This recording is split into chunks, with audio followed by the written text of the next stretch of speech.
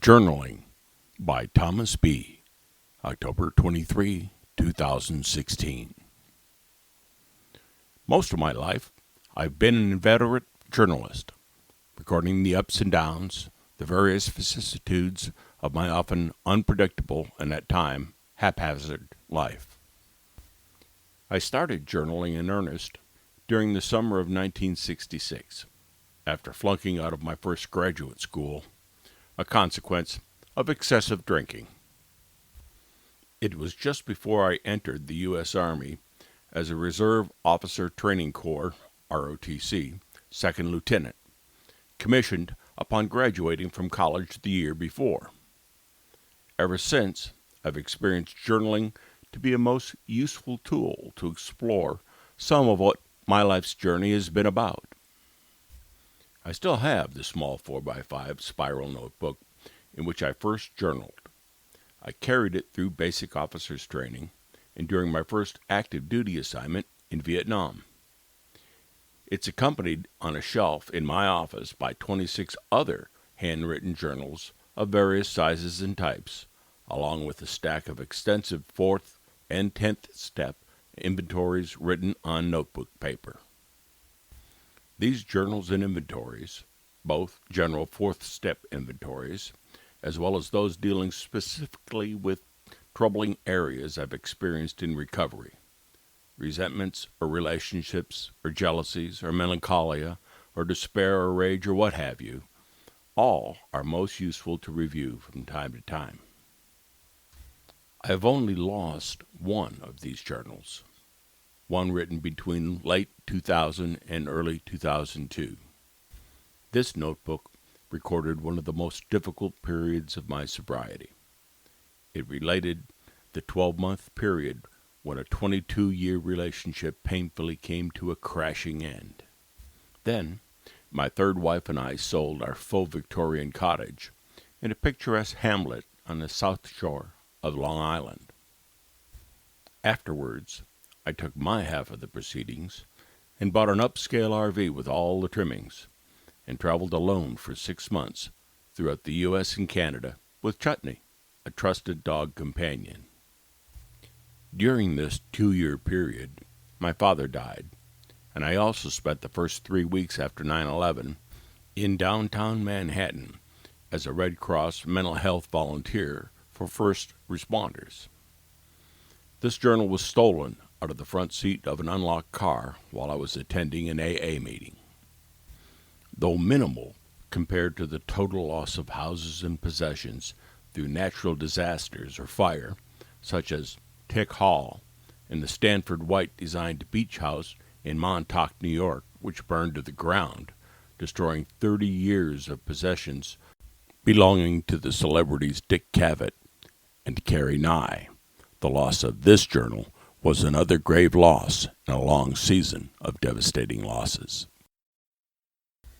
I nearly lost another of these handwritten journals, one detailing the following 2 years between 2003 and 2004. For most of this time period, I was on an assignment working for peace in Sri Lanka. I was there on December 26, 2004, when the devastating tsunami destroyed much of that country's shoreline. Fortunately, I went on a bike ride inland to visit a 2,000-year-old temple complex shortly before the gigantic wave struck, destroying the guest house compound where I had been staying on Christmas holiday. When I returned to see the destroyed building, where I had left my backpack, computer, and journal, I was devastated again. However, I found the journal, water-soaked and sand-gridded, lying in a puddle about 30 feet down the driveway of the compound. In addition to these handwritten journals, I have on my computer some 1,500 pages of journals digitally composed since I became computer literate in the mid-1990s. These include additional inventories, journals, and various musings, including a 164-page, now that's a rather significant number for us alcoholics, isn't it? Missive to Peter, my sponsor for 33 years, who died in August 2006. In the mystery of the cosmos, I believe somehow he perceives my musings to him. Likewise, I also believe he still conveys to me his deep wisdom.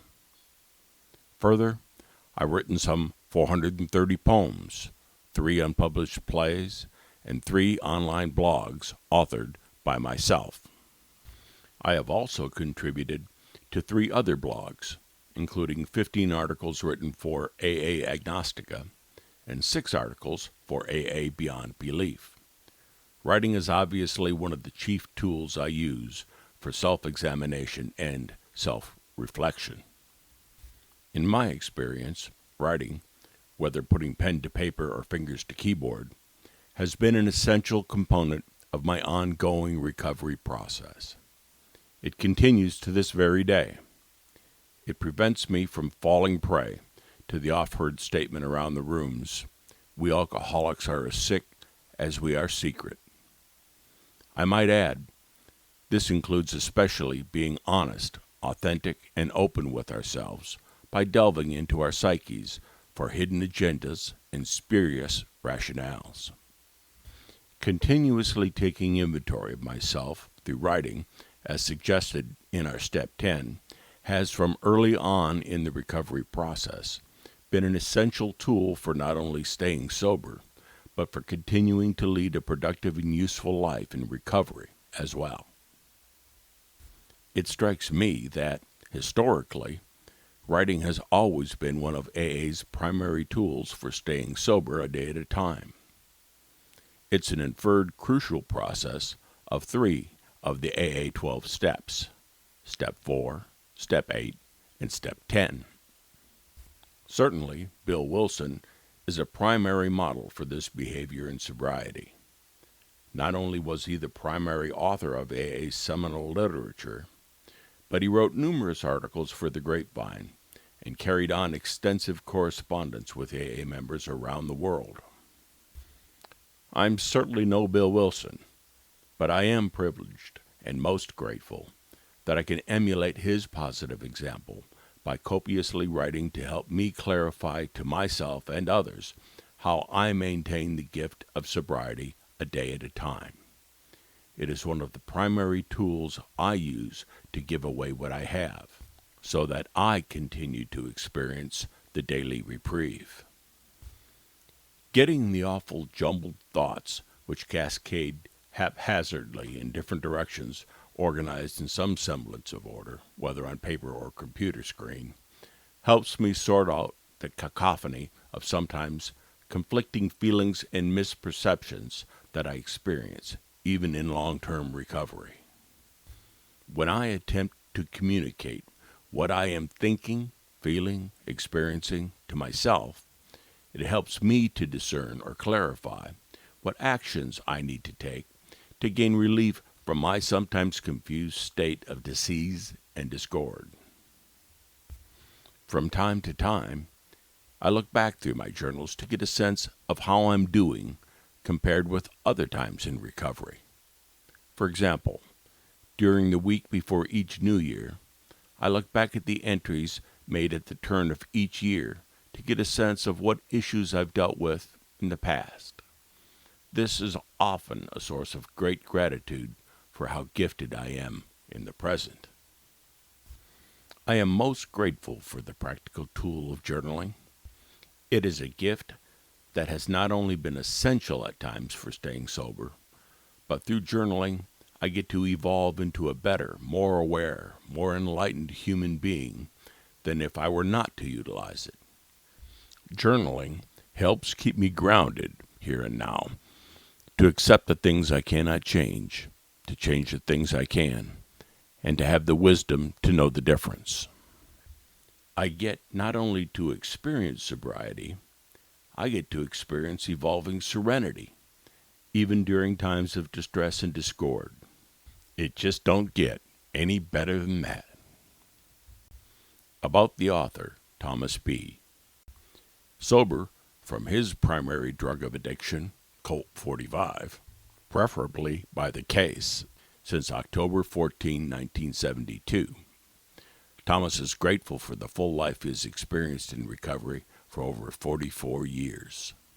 He's been active at the group level throughout his recovery, and for 2 years served as GSR for Portland, Oregon's Beyond Belief Secular AA group, which he and his wife Jill founded in 2014. Currently, he and Jill live in Winona, Illinois, with their dog Kira and 2 cats, Savannah and Elsa.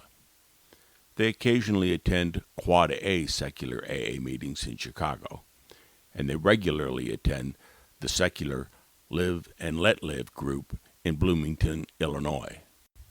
Thomas has been a regular contributor to AA Beyond Belief and AA Agnostica.